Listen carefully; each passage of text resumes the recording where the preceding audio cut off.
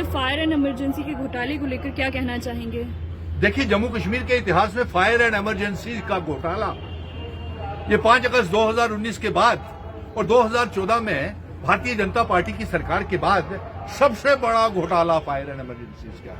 ये बच्चे कई सालों से लेफ्टिनेंट गवर्नर मनोज सिन्हा से भारतीय जनता पार्टी के कार्यालय में त्रिकुटा नगर में भूखे प्यासे लाठी चार्ज जेलों में डाला गया। कई किसी के इनके ऊपर इल्जाम लगाए गए। मेरे साथ ये हैं अमन जी और अनिल परिहार, और वहां पे कश्मीर के हजारों बच्चे जो इंतजार कर रहे हैं। और ये बच्चे एलजी साहब आप जिम्मेवार हैं इनको, इनकी फ्यूचर की तबाही और बर्बादी के लिए। आपने कुछ किया नहीं इनके लिए।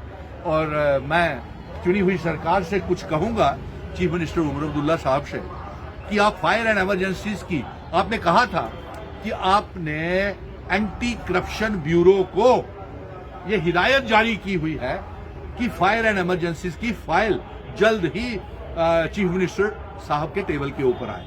तो मुझे पूरा भरोसा है अमन, अनिल, कि आपका काम होगा और करना भी चाहिए। लेकिन अफसोस इस बात का है कि हमारे जम्मू कश्मीर का नौजवान 5 अगस्त 2019 के बाद 30 लाख बेरोजगार नौजवान हो गए। ये इसी प्रेस क्लब में ये फायर एंड इमरजेंसीज के बच्चों को धरने प्रदर्शन किए।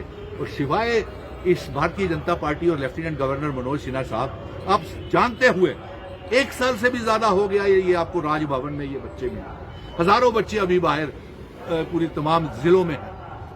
आपने इनको कोई बेइंसाफी हुई जानते हुए भी कुछ नहीं इनका किया।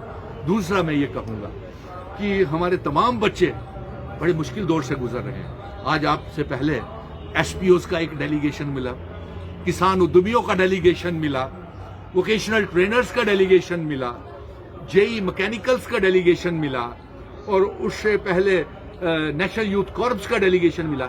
एसपीओज को कहना है तनख्वाहें नहीं मिल रही। बताइए क्यों नहीं मिल रही? वोकेशनल ट्रेनर्स का कहना है, अनिल, अमन, तनख्वाहें नहीं मिल रही। क्यों नहीं मिल रही? और किसान उद्यमियों को 6-6 महीने हो गए हैं लगे हुए, हाईली क्वालिफाइड पीएचडी एमएससी, और उनको भी तनख्वाहें नहीं, मुफ्त में काम ले रहे हैं उनसे। और सुनने में ये भी आ रहा है, पत्रकारी कह रहे थे कि एमएलए को भी अभी तक तनख्वाहें नहीं मिल रही है।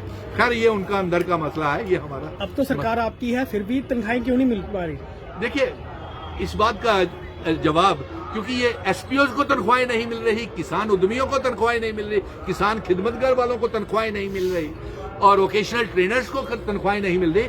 ये सारी की सारी, क्योंकि मुख्यमंत्री आपके मित्र हैं, तो क्या उनको बोल करके आप इन लोगों का, जो इतने भी ये लोग हैं कि या फायर एंड इमरजेंसी के एस्पिरेंट हैं, इनको न्याय दिला सकते हैं? जी बिल्कुल। देखिए, सबसे पहले तो बात यह है कि पिछले 10 साल में इतना कैंसर फैल चुका है जम्मू कश्मीर में, बेरोजगारी का, दर बदर हो गया मेरा पढ़ा लिखा नौजवान, किसी को नौकरी नहीं मिली। और दूसरी बात, ये आप कह रहे हैं कि इनको तनख्वाहें क्यों नहीं मिली, एसपीओज को, वोकेशनल ट्रेनर्स को, किसान खिदमत, ये सारे के सारे एलजी की सरकार के दौरान लगे हुए हैं। क्या नेशनल यूथ कॉर्प्स के बच्चों को रहबरे खेल, जंगलात, सेहत, पीएचई, पीडीडी, पीडब्ल्यूडी के daily wagers, home guards, contingent paid workers, land owners तक जिन्होंने अपनी जमीनें दे दी, क्या उनको लगाया? इन्होंने नहीं लगाया। अभी 1 महीना हुआ है, चुनी हुई सरकार आएगी है, बहुत बड़े बड़े वादे हैं। मुलाजिमों के लिए भी 1 लाख नौकरियां इनको देनी है, 12 गैस के सिलेंडर भी देने हैं, 200 यूनिट फ्री बिजली भी देनी है, डबल राशन भी देना है। और कोई सवाल है तो बात कीजिए। चीफ मिनिस्टर साहब ने इनसे खुद वादा किया हुआ है फायर एंड इमरजेंसी से, और कहा है कि जम्मू को आज एक और नया तोहफा मिला है, एक टोल प्लाजा और मिल गया है, उस पर ये लगान जजिए। 5 अगस्त 2019 के बाद ये लगान जजिए।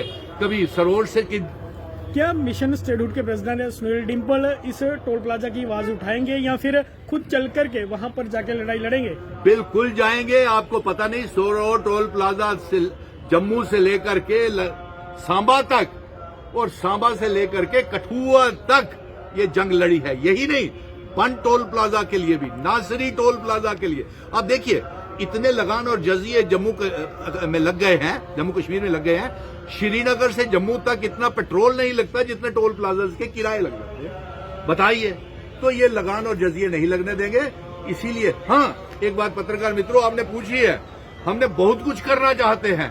अगर भारतीय जनता पार्टी ने रोड़े नहीं अटकाए, जिस तरीके से जब तक रियासत का दर्जा वापस नहीं आएगा, 370-35 से स्पेशल स्टेटस वापस नहीं आएगा, जम्मू कश्मीर के साथ इस तरह की बेइंसाफी होती रहेगी।